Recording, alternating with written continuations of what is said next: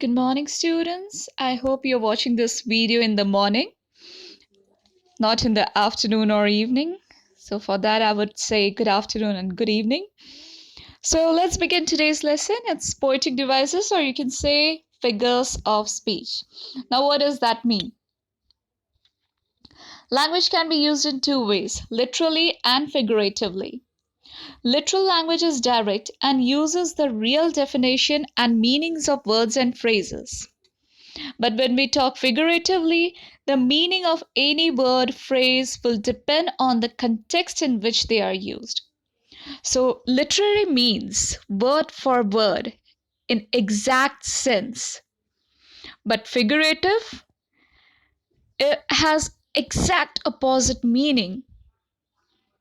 Okay, in figurative, there can be an exaggeration or hidden meaning. So, figure of speech relies on such figurative language and rhetoric.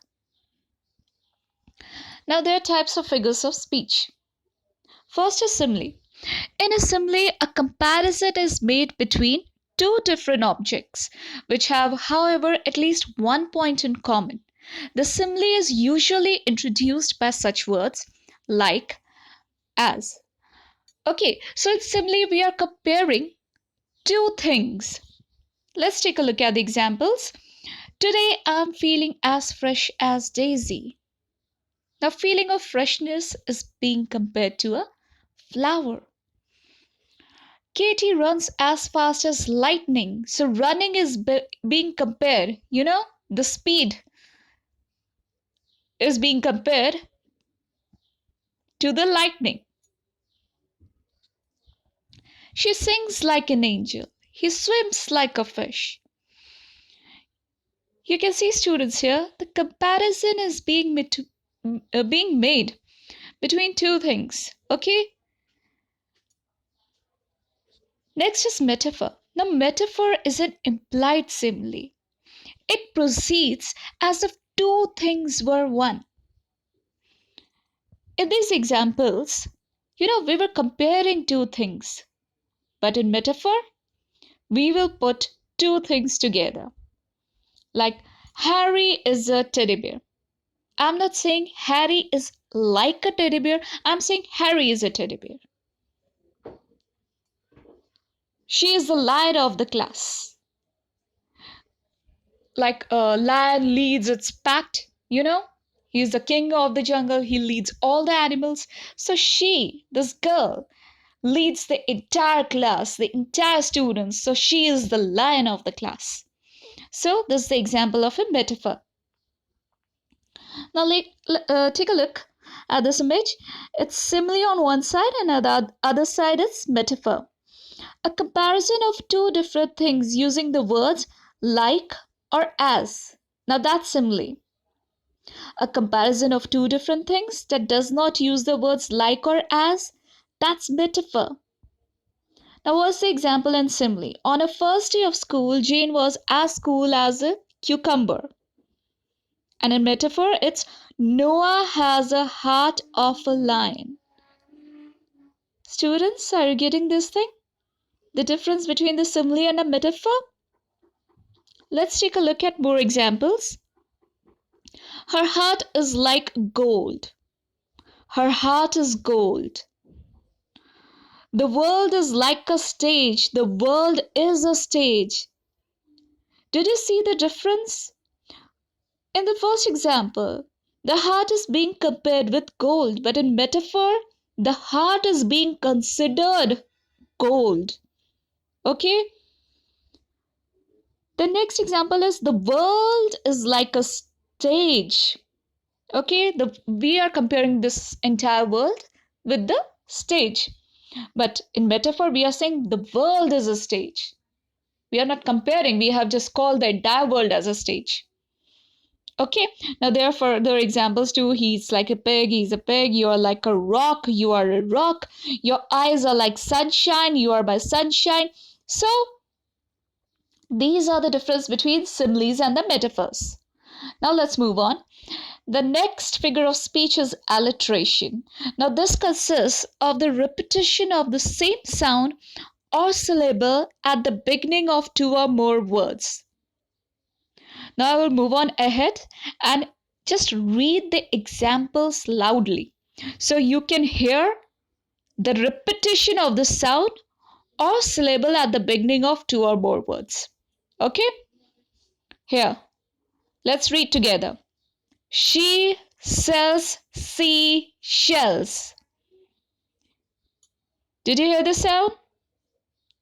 She sells seashells. You know, the first syllable, the repetition of sound. The next example. Walter wondered where Winnie was. You can hear the sound "were." Walter wondered where Winnie was. Let's read the third one. Nick needed new notebooks. So whenever you see these repetition of words, okay, the repetition of sound, not the repetition of words, but the repetition of same sound or syllable at the beginning of two or more words. Now that will be the alliteration. Now personification. Now personification gives human qualities to non-living things or ideas. Okay, students, we are going to make non-living things. We are going to give them traits or characters which living beings have. Let's take a look at this example. The flame of the candle danced in the dark. The leaves dance their way through the lawn. Now, who does dancing? We humans dance, or there are many other living creatures who dance. So, this dancing is, you know, we are giving it to the non living things. We are giving these qualities. So, we are personifying them. This is personification here. The wind whistle throughout the day. Now, who does whistling? We whistle. And how can the wind whistle? But we are giving it a human trait. Okay? The moon was resting in the midnight sky. Now, when we get tired, we take rest, but it's a planet. Okay? And it's resting in the midnight sky. Again, it's a personification. Okay, now this figure of speech, irony. Words are used in such a way that their intended meaning is different from the actual meaning of words. Read it again, students. Words are used in such a way that their intended meaning is different from the actual meaning of words.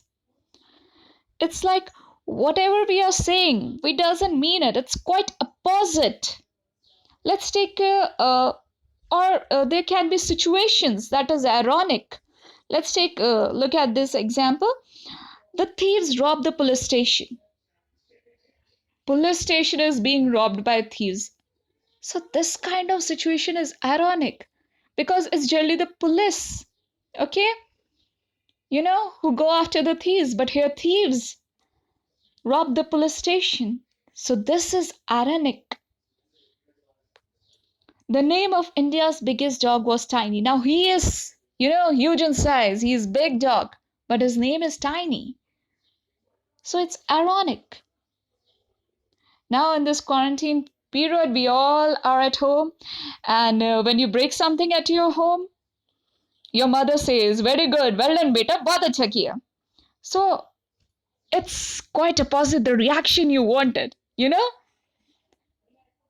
This is ironic. Okay? A fire station burned down. A fire station, wherever there is a fire, fire brigades are being sent, okay, to extinguish it. But here the fire station burned down. So this is kind of an ironical word. Or you can go ahead and listen to the song Isn't It Ironic by Alanis Morissette, and you can get to know more examples of irony. But this is all. Okay? I hope you have understood all the poetic devices. And that's all, folks. Happy weekend. Stay healthy. Keep learning. Keep revising. Bye bye.